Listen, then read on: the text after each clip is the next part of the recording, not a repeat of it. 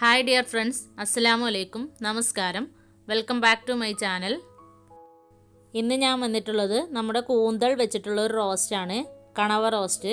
ചപ്പാത്തിൻ്റെ കൂടെയോ അല്ലെങ്കിൽ നമ്മുടെ ചോറിൻ്റെ കൂടെയൊക്കെ കഴിക്കാൻ നല്ല ടേസ്റ്റ് ആണിത്. വീഡിയോയ്ക്ക് കടക്കുന്നതിൻ്റെ മുന്നേ ആയിട്ട് എൻ്റെ ചാനൽ സബ്സ്ക്രൈബ് ചെയ്യാത്തവരുണ്ടെങ്കിൽ ഒന്ന് സബ്സ്ക്രൈബ് ചെയ്തേക്കണേ. അതിൻ്റെ അടുത്തുള്ള ആ ബെൽ ഐക്കണും കൂടി ഒന്ന് ക്ലിക്ക് ചെയ്തതിന് ശേഷം അത് ഓൾ ആക്കിയിട്ട് സെറ്റ് ചെയ്ത് വെക്കുകയാണെങ്കിൽ ഞാൻ ഇനിയും വീഡിയോ ഇടുമ്പോൾ നിങ്ങൾക്ക് അപ്പം തന്നെ നോട്ടിഫിക്കേഷൻ ലഭിക്കും. അപ്പോൾ നമുക്ക് ഇത് എങ്ങനെ ഉണ്ടാക്കുന്നതെന്ന് നോക്കാം. ഫസ്റ്റ് തന്നെ ഇതിലേക്ക് വേണ്ടിയിട്ടുള്ള ഇൻഗ്രീഡിയൻസ് എന്തൊക്കെയാണെന്ന് നോക്കാം. ഞാനിവിടെ 400 ഗ്രാം കൂന്തൽ നന്നായിട്ട് ക്ലീൻ ചെയ്ത് കഴുകി എടുത്തിട്ടുണ്ട്. പിന്നെ 2 മീഡിയം സൈസ്ഡ് വലിയുള്ളി, 1 മീഡിയം സൈസ് തക്കാളി, 1 ടേബിൾ സ്പൂൺ ഇഞ്ചി വെളുത്തുള്ളി പേസ്റ്റ്, 2 പച്ചമുളക്, കുറച്ച് കറിവേപ്പിലയാണ് എടുത്തിട്ടുള്ളത്. ഇനി ഇതിലേക്ക് വേണ്ടിയിട്ടുള്ള മസാലപ്പൊടികൾ എന്തൊക്കെയാണെന്ന് നോക്കാം. അതെല്ലാം കൂടെ ഞാനൊരു ബൗളിലേക്ക് ഇട്ട് വെക്കുകയാണ്.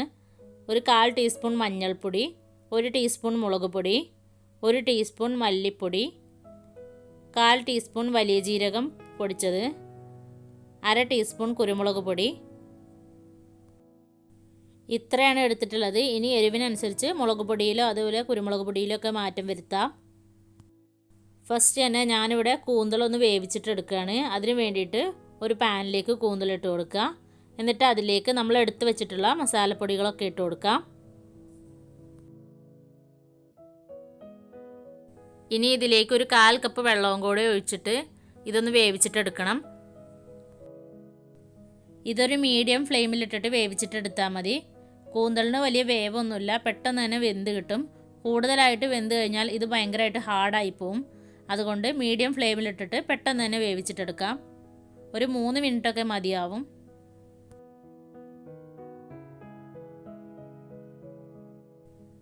ഇത് ജസ്റ്റ് ഒന്ന് അടച്ച് വെച്ചിട്ട് വേവിച്ചിട്ടെടുക്കുകയാണെങ്കിൽ പെട്ടെന്ന് തന്നെ റെഡിയായി കിട്ടും.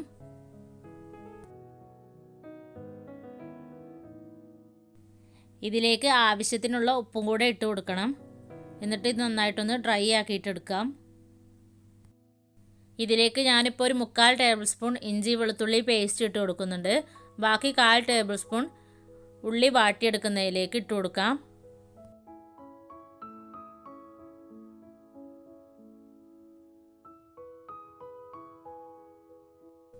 ഇനി ഇതിലേക്ക് കുറച്ച് കറിവേപ്പിലയും കൂടെ ഇട്ടതിന് ശേഷം നന്നായിട്ടൊന്ന് ഡ്രൈ ആക്കിയിട്ടെടുക്കാം.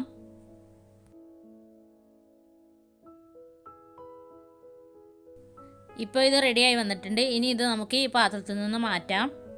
ഇനി ഈ പാനിൽ വെച്ചിട്ട് തന്നെയാണ് നമ്മൾ ഉള്ളിയൊക്കെ വാട്ടിയെടുക്കുന്നത്. ഇത് കഴുകേണ്ട ആവശ്യമൊന്നുമില്ല. ഇനി ഈ സെയിം പാനിലേക്ക് തന്നെ 2 ടേബിൾ സ്പൂൺ വെളിച്ചെണ്ണയാണ് ഞാൻ ഒഴിച്ചു കൊടുക്കുന്നത്. വെളിച്ചെണ്ണ എടുക്കുന്നതായിരിക്കും ടേസ്റ്റ്. ഇതിലേക്ക് 2 മീഡിയം സൈസ്ഡ് ഉള്ളി ഇതുപോലെ നീളത്തിൽ കനം കുറഞ്ഞ് അരിഞ്ഞത് ഇട്ട് കൊടുക്കാം. എന്നിട്ട് കുറച്ച് ഉപ്പും കൂടെ ഇട്ടതിന് ശേഷം നന്നായിട്ടൊന്ന് വഴറ്റിയെടുക്കണം.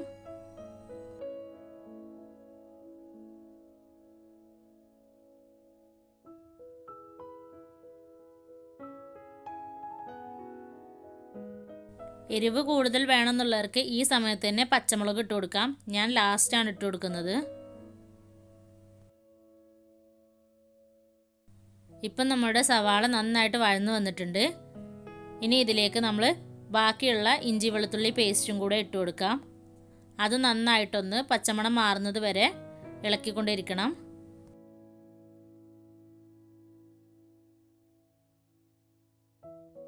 ഇപ്പോൾ ഇതിൻ്റെ പച്ചമണമൊക്കെ മാറി വന്നിട്ടുണ്ട്. ഇനി ഇതിലേക്ക് ഒരു മീഡിയം സൈസ്ഡ് വലുപ്പമുള്ള തക്കാളി ഇട്ട് കൊടുക്കാം. ഇനി തക്കാളിയും നന്നായിട്ട് വഴറ്റിയെടുക്കണം.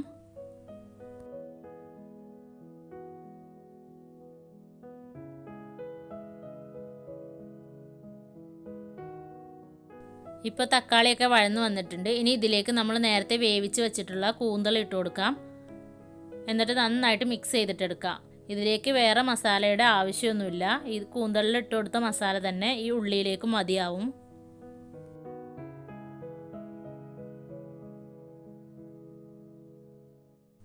ഇനി ഈ കൂന്തലിലുള്ള മസാലയൊക്കെ ഉള്ളിയിലേക്കൊക്കെ പിടിച്ചിട്ട് ഇത് നന്നായിട്ട് വഴന്നു വരണം. അതുവരെ ഇത് നമുക്കൊന്ന് ഇളക്കിക്കൊണ്ടിരിക്കാം.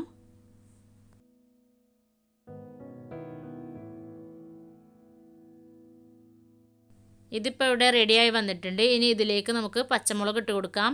എരിവ് വേണമെന്നുള്ളവർക്ക് നേരത്തെ ഇട്ട് കൊടുക്കാം. ഇനി ഇതിലേക്ക് ഞാനൊരു 2 പിഞ്ച് ഗരം മസാലയും കൂടി ഇട്ട് കൊടുക്കുന്നുണ്ട്. ഒരു എക്സ്ട്രാ ടേസ്റ്റിന് വേണ്ടിയിട്ടാണ് ഇത് ഇട്ട് കൊടുക്കുന്നത്.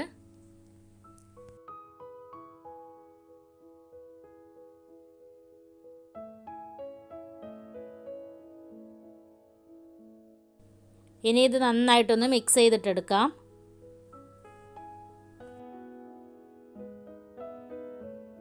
ലാസ്റ്റായിട്ട് കുറച്ച് കറിവേപ്പിലയും കൂടി ഇട്ട് കൊടുത്തിട്ട് നമുക്കിതൊന്ന് നന്നായിട്ട് മിക്സ് ചെയ്തതിന് ശേഷം ഫ്ലെയിം ഓഫ് ചെയ്യാം.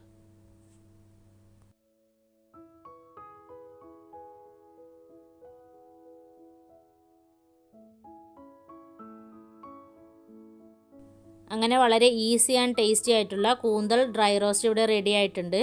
അപ്പോൾ എല്ലാവരും ട്രൈ ചെയ്ത് നോക്കണം. വീഡിയോ ഇഷ്ടമായെങ്കിൽ ലൈക്ക് ചെയ്യാനും ഷെയർ ചെയ്യാനും സബ്സ്ക്രൈബ് ചെയ്യാനും മറക്കരുത്. അതുപോലെ തന്നെ കമൻറ്റ് ചെയ്യുകയും വേണം. Thank you for watching.